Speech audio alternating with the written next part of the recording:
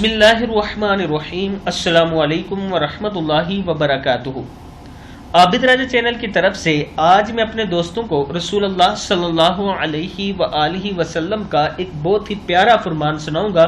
آپ نے اس پر ضرور غور کرنا ہے اور غور سے سننا ہے۔ 7 آدمی جن کو اللہ اپنے سائے میں جگہ دے گا۔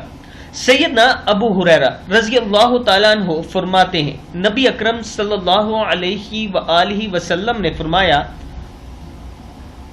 7 آدمی ہیں جن کو اللہ تعالیٰ اس دن اپنے سائے میں جگہ دے گا جس دن اس کے سائے کے علاوہ کوئی سایہ نہیں ہوگا۔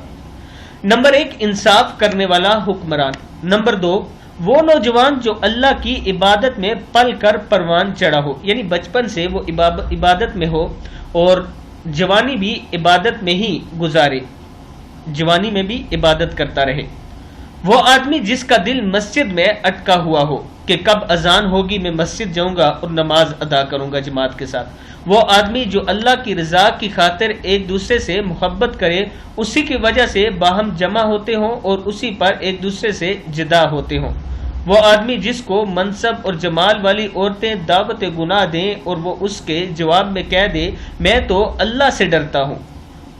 اور وہ آدمی جس نے اس طرح خفیہ صدقہ کیا کہ اس کے بائیں ہاتھ کو بھی یہ علم نہیں ہوا کہ اس کے دائیں ہاتھ نے کیا خرچ کیا ہے۔ اور آخری اور 7ویں نمبر پر وہ آدمی جس نے تنہائی میں اللہ کو یاد کیا اور اس کی آنکھوں سے اس کے خوف سے آنسو رواں ہو گئے، یعنی تنہائی میں اللہ کو یاد کیا اور اللہ کے خوف سے آپ کی آنکھوں سے آنسو جاری ہو گئے۔